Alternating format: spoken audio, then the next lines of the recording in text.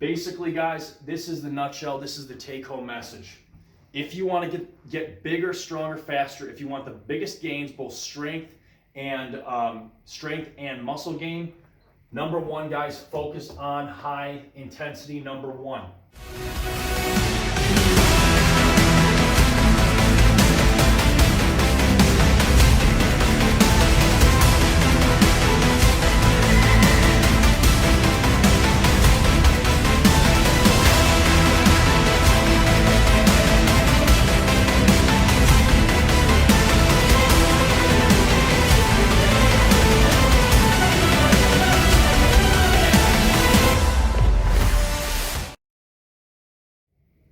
Yeah, what's going on, guys? Seth Spartan here, nutrition, training, and hormone expert and Prometheus Pro bodybuilder.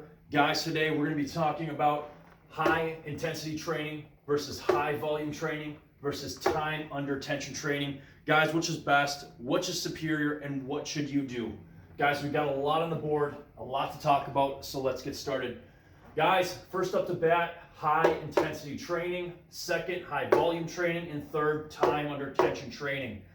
Let's just hit this hard, hit this home. So number one, guys, the most important question, the most important response is high intensity training creates the strongest anabolic response out of all three. Now, this was first found out during the breakthrough Arthur Jones and Nautilus studies. Since then, other medical and scientific sources and studies have basically replicated the results, some more, some less, but the fact remains. In terms of strongest anabolic response, high intensity training wins out. And guys, interesting to note, we also see this in other sports besides, muscle building, bodybuilding, weightlifting. We also see this with sprinters, swimming, and everything else. The higher intensity of training, the faster anabolic response to that training. Second, guys, high intensity training also boasts the strongest nervous system adaptations. Forgot an S here. Having said that, what does that mean, guys? The higher the intensity of training, the faster you're going to create nervous system changes within your central nervous system that are going to affect the output of the specific muscle tissue, muscle fibers that you're training. This has been studied extensively. And mostly, guys, this is mostly in regards to other sports, but obviously in this case, it does not matter.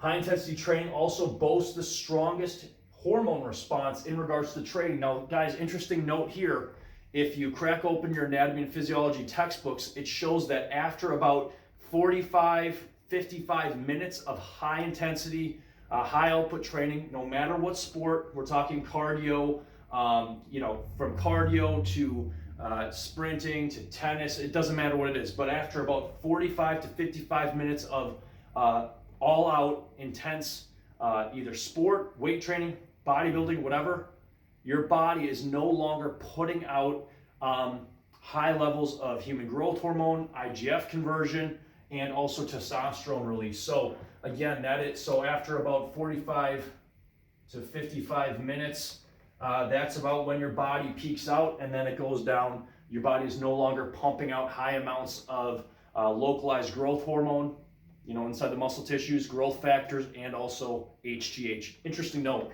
Having said that, guys, high intensity training, it has medium wear and tear compared to high volume and time under tension. It has the highest, this is important, this has the highest level of form needed and also risk. So basically, if you're gonna do high intensity training, the form's gotta be perfect, because if you're not using perfect form, if you're not using strict form, you're at the highest risk of tears, both tissue and muscle tears. Having said that, guys, high intensity training boasts medium to high muscle damage. Comparable from high volume training boasts the highest amount of muscle damage across the board, with time under tension being the least. High volume training, guys, this second strongest anabolic response, second strongest nervous system response, and second strongest hormone responses, all with high volume training. High volume training, however, has very high levels of wear and tear. As if I needed to tell you guys that.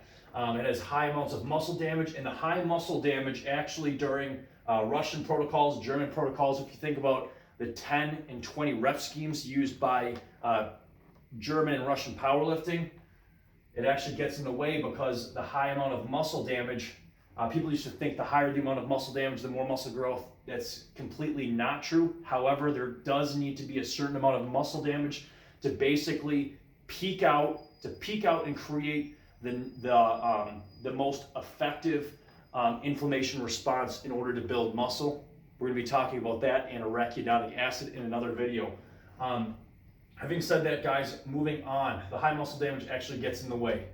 Time under tension, it has the lowest or the third strongest anabolic response, third strongest nervous system adaptations, and also the third hormone response. Has very low wear and tear, very low muscle damage, and terrible strength adaptations. So, I mean, basically, guys, this is the nutshell. This is the take-home message. If you want to get bigger, stronger, faster, if you want the biggest gains, both strength and muscle gain, number one, guys, focus on high intensity. Number one.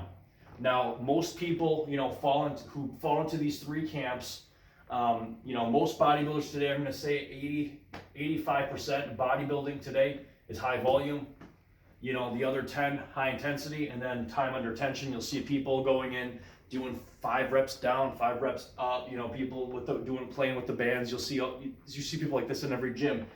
Having said that, and they're usually the smallest people. Having said that, guys, well, I guess that was kind of mean. Take that back. But guys, having said that, it's important to note that you don't have to necessarily pick one group. You don't have to pick one group. You don't have to commit to one. Pick one and you're a mortal enemy to the other two. That's not how it works, and that's not the way it has to be. So basically, guys, number one, just doing the science, just looking at everything objectively. Number one, focus on high intensity training. Number one, create as much intensity every time you go into the gym. So maximum intensity. Second, do high volume. Create as much intensity as you can with as much volume as you can, while at the same time focus on perfect form, perfect reps, not just bouncing weight off your chest or throwing everything back, but also focus on keeping tension through whatever muscle group you're working. So the thing, guys, is that, in terms of muscle gain, bigger, stronger, faster, again, number one, high intensity, number two, high volume, and number three, time under tension. So focus on high intensity first, then high volume, and then time under tension third. So again, pick the fastest horse in the race, so to speak. Guys, it's important to note that high intensity does not work for everybody. And why doesn't it work for everybody?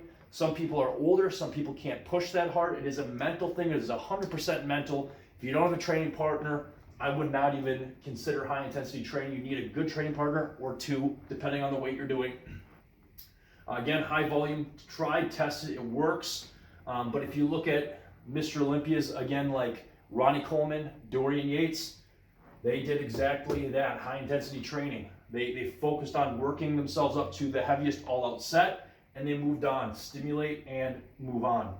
High volume, guys, tried, tested, it works. But again, high intensity training is more effective. So in my mind, again, I'm going to always take the fastest horse in the race, so to speak. Not that high volume doesn't work. It has been tried, tested, proven. Golden era is bodybuilding. We know this. Time under tension, guys. Time under tension just basically sucks. Okay, I'm just going to say it as it is. It sucks for building muscle. It sucks for strength adaptation. It's not, in terms of anything competitive, it's not very helpful at all. Having said that, the time under tension studies do show us that muscle gain is also influenced by time under tension, although less than the volume and even less than the intensity. So what we can do is we can incorporate time under tension into our workouts. Again, when you're squatting, controlled, feeling the form, and doing everything, the concentric and eccentric phase correctly. Guys, that's pretty much it. That's high intensity versus high volume versus time under tension, everything you need to know, and we are out of here.